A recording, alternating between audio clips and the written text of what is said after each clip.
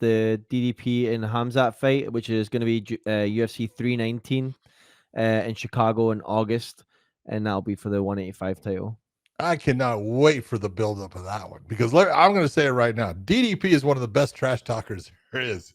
He gets under people's skin, and I don't know if he can do that with Chimaev, but it's going to be interesting watching him try. Oh, I think he's going to be able to do it. Do you? Yeah, because he does it so nonchalantly. Like, he just, like, it just comes out of his mouth so easily. Like, he's like, yeah, he just trashes people. And then unless Chimaev just doesn't understand his trash talk. Yeah. Which, but I think he's going to do a great job. Look, this fight's very intriguing to me. And I've said this a bunch of times. I am not 100% sold on Chimaev yet. I haven't seen a big enough sample size. And everyone's like, oh, you're crazy. I'm like, Robert Whittaker said that his teeth have been pushed in before. And it's happened to him before. This whole situation was a very similar situation. The forearm run across the teeth, pushed it in. He obviously knew he couldn't fight anymore. It's happened to him before. So it's not like Chimaev just did it because he was super strong. He got him in the right spot, pushed his teeth in. Now everyone knows how to beat Whittaker. Try to get to the back and go across the jawline and push your teeth in. That's a shitty situation to be in. It's horrible. Yeah, it is, horrible. Exactly. Or if you're going to be toothless the rest of your life. But DDP to me is someone that he finds ways to win. Like Keith Jardine, herky jerky, just, the clunky kind of fighter. But they're winners. They're winners, and he's good. He's good at stuff and takedowns. He's good at, with heavy shots. He's got power in his big, hand. physically strong. He looks like he's tired all the time, but he keeps moving and keeps coming forward and keeps pushing the pace. And I think he's going to come a little extra with a little bit more intensity this fight because he really wants to prove something about Chimaev. He wants to prove that Chimaev's not the real deal. No, I think he wants to prove more about himself to everyone that, you're all picking this guy to beat me, and you're going to be wrong. But it's a great matchup. Like I said, I can't wait for the buildup of this one. This is going to be interesting because Chimaev tweets. He tweets out some good stuff at times. He does. He's funny. He's got a sense of humor, and sometimes it's pretty biting. But it's going to be fun to watch. That whole thing is going to be an interesting week, or even more. It's in Chicago, though, John, in August. I know, hot as a mug. It's gonna be humid and nasty and like. It's indoors. It doesn't matter. Yeah, I know, but still, it'll be in the United Center, right? Is that in the United Center? Yeah. It's great. Bring great back place. memories. Good air Bring conditioning. back memories to my Benson fight. There you go. Freaking horrible memories of bad judging. Anyways, let's go ahead and move on to the Alexandre Pantoja and Kai Kara-France fight. What's your thoughts on this fight? Man, another one this one can go either way. Kai Kara-France is fast, and Pantoja for the flyweight division is one of the slower guys. He's not slow, but if you put him against Kai Kara-France, he's going to be the slower fighter. He's got a way better ground game, and he's going to need to utilize it in this fight. Kai Kara-France on the feet is dangerous. He's quick. He's elusive. He's got great combinations. He does his setups are really well done. He gets in, he gets out, and he's got power. He's got snap for 125, which is something you don't see a whole lot of people having.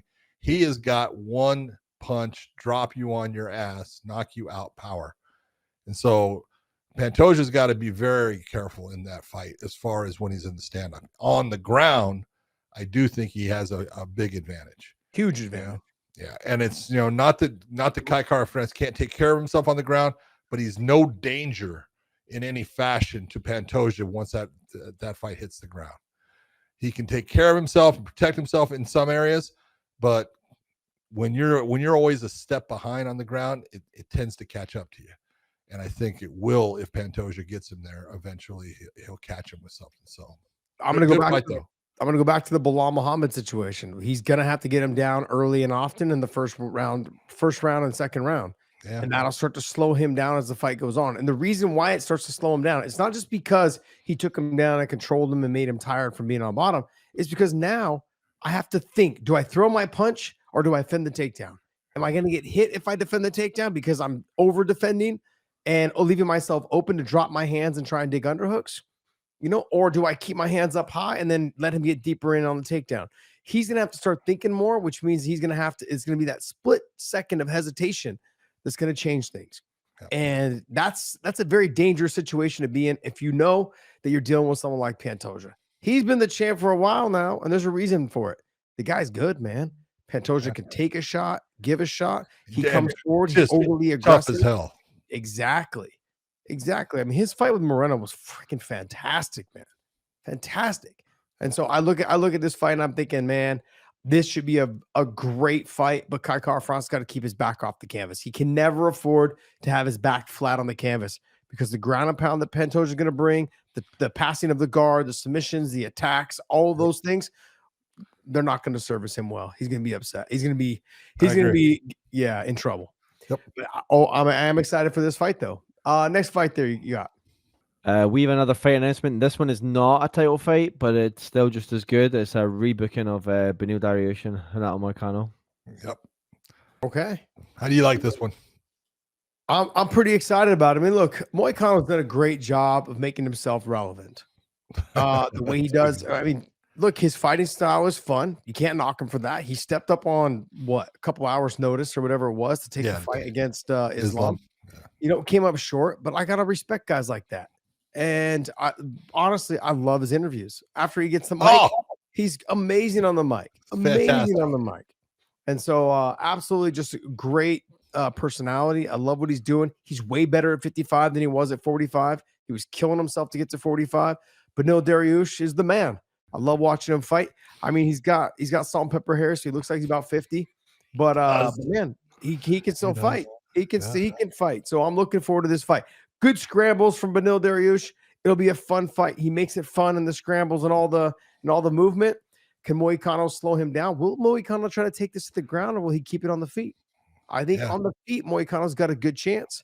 On the ground, it's probably, to me, a 50-50. Moicano maybe a little bit more, say 55-45. I don't think so. I think Dariush is going to lose on the ground? No, I do not. Okay. Dariush is good on the ground. He is way better than people give him credit for. I'm going based off he struggled a little bit with Charles Oliveira. He took some big shots from the top. Big shots. That's the difference. When you take big shots, everything changes. He took big shots because his positioning wasn't good. That's why he took big shots. So against Moicano, who is he took shots standing up to be put down there too.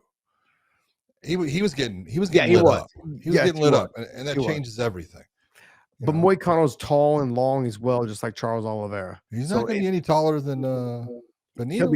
Moicano should be taller than Dariush. No way. No? Dave, check it out. Do me a favor. I look at one of the things that we just did our whole thing on the matchmaking, and one of the things that we talked about is I forgot about the fact that Moicano had fought Benoit Saint Denis, and not only did he fight him, Josh, if you recall, he fought him with a dislocated collarbone. Yeah, John, that was the number one thing you got murdered. We got murdered. I got associated with you, even though it was your pick. It was my pick. They're like, what are you guys talking about? My pick. And I was like, that wasn't my pick, guys. Like, stop throwing me in with John when he messes up. Yeah, it was an eye injury. Eye injury in the end, but no, look at. I get enough shit. I don't need to take it. You take your blame too, buddy. Like Renato absolutely dominated that fight. He did. Yeah. 1 inch in height. 1 inch in height. Thank you very much. Who's taller? Who's taller? Renato by 5'11" to 5'10". Oh, yeah. He's taller. Yeah. Hey, you listen to anything else, I'll tell you 1 inch is a lot. Okay. Yeah. Well, it would sure help you. Yes, absolutely. Hey, take what I can get. The whole thing here is you look and Moicano, just as everything that he's doing is good. It's fun. And the real question for me is, where's Beneil's head at? He's, because you got to look in. Beneil was in that position. He was right there at the top waiting for a championship fight, and everything just kind of fell apart, and he's lost, his last couple fights there. And it's just one of those, where's his head at? Because he is really good when he's, confident, and he's a little bit awkward for people, which, that's a good thing at times. But, the Charles Oliveira fight caught him. The freaking, Arman Sarukian afterwards was, Arman kind of just ran through him on that. And it's one of those, hey, You know, you got to put those to the side and just go back out and be who you were and be that guy that was on that long streak where you were beating, you know, guys like Tony Ferguson and Gamrot and all of them. It's he's good, you know, and I think they're going to match up well. Yeah, I think it's going to be a great matchup. Moicano, though, seems to be fighting with a little bit more confidence. I don't know if he'll have the same confidence after losing to Islam. I don't think that's going to affect him at all. He comes across as someone that's like, look, I stepped up on one day's notice, you know, whatever it was, to fight the champ, and you know, I wasn't prepared for him. Like, he's probably one of those guys. I can just shake this off. Not a big deal to me. Just kind of, you know, brush it off a little bit. I agree. It's going to be a good fight, man. I'm really excited. For Dariush, when you end up having, you're so close to that title shot, and trying to get yourself motivated again. Now coming off 2 losses, and if you lose this one, it's like, man, what am I doing? Should I keep doing this? You start questioning yourself. You know, he's got beautiful families. You know, I agree. It's difficult to go to the gym every single day. So.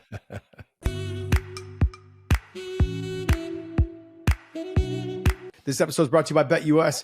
Make sure you guys YouTube 150 for the promo code. Also, Element, use the link in the descriptions down below. Any product you buy from there, they will send you a bonus package of product if you use our link down below. Element's amazing, man. I love it. And I want to say thank you, man. Thank you guys so much for continuing to support us.